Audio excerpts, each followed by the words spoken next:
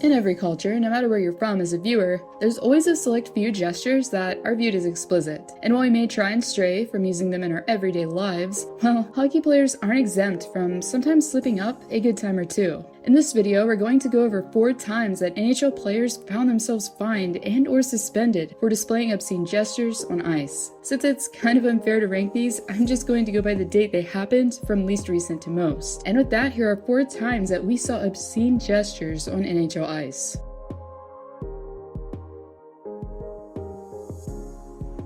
In case you're a new hockey fan or just unfamiliar with previous NHL pest, Sean Avery, well, let's just say the guy had a gift for getting under his opponent's skin and bringing out their worst in the process. His polarizing personality made him public enemy number 1 in pretty much any NHL city he visited, and playing in Islander territory was no different, as he was feeling some visual backlash early on in a regular season game in 2010. As the Rangers were taking on the New York Islanders at the start of the 2010-11 season, defenseman James Wisniewski decided to stir things up. After Avery gave goaltender Rick DiPietro a snoo shower, Wisniewski went on to taunt his opponent by displaying an obscene gesture. So, obviously, I'm not going to be going into detail here on the gesture itself, so I'll just let you all come to your own conclusions on that one. But for his actions, Wisniewski was given a 2-game suspension for the obscene gesture itself.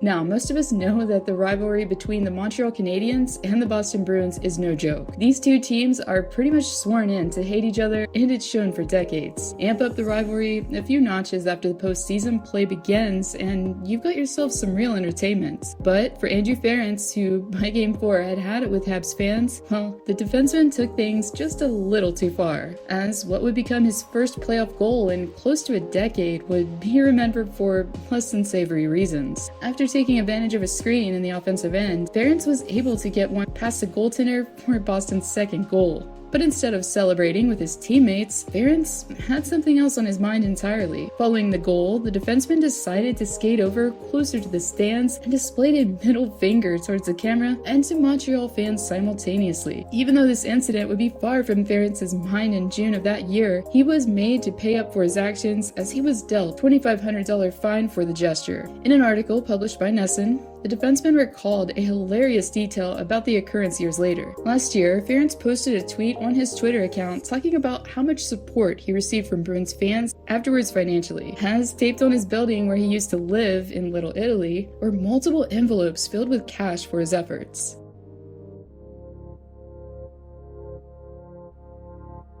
Moving on now to the year of 2014, we'll be sticking with the Habs-Bruins rivalry for a moment more. It just so happens that the fans of the Montreal Canadiens were recipients once again of a gesture directed at them, courtesy of a Bruins player. This time, however, we'll be traveling back to the start of the 2014-15 season, to the final seconds of an October contest. After receiving a penalty due to his hit against Alexei Emelin, Lucic, after giving Emelin an earful, decided he wasn't done. As a forward entered the penalty box, he decided to taunt the opposing team's fans. After moving his hand in a back and forth motion to suggest something of a sexual nature,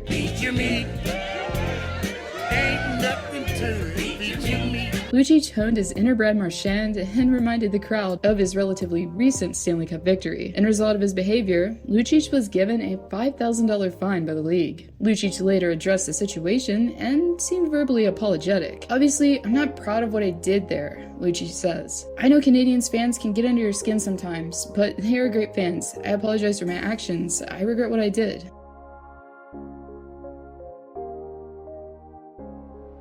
And finally, for the grand finale, is the most recent moment of them all, the Ryan Hartman Evander Kane controversy. This time, instead of the episode happening and everyone moving on, we'll uncover even more drama that ensued after the altercation. The Edmonton Oilers and the Minnesota Wild have developed somewhat of a rivalry, you could say, this season. Prior to the Kane-Hartman situation, we witnessed Leon Draisaitl brutally spearing Wild star Kirill Kaprizov in obvious fashion. However, it's highly unlikely that anyone foresaw what would be transpiring during the final frame of a regular season game between the two teams. After Kyler Yamamoto and Matt Zuccarello exchanged pleasantries, Evander Kane decided to get involved on the action himself. After witnessing Kane trying to engage with Kirill Kaprizov, Hartman took it upon himself to challenge his opponents. Despite being restrained by an official, however, Hartman was still able to voice his distaste for Kane in multiple ways. While giving Kane a verbal FU per se, Hartman also produced a gesture that said the same thing from a visual standpoint. Unsurprisingly, the league took note of the gesture and fined Hartman $4,250 for his actions. To make things even more interesting, Kane's ex-wife, Anna Kane, sent the forward $200 as a nod of approval and to help pay his fine. When asked about the incident, Hartman gave a quote that indicated that he believed Kane's teammates didn't want to help defend him once they witnessed what was happening. Kane retorted and made typical comments that you would expect from a heavyweight in the league trying to seem macho or tough, saying that the 5 guys that were engaged with him were no match for his strength and were simply hiding behind the linesmen in results.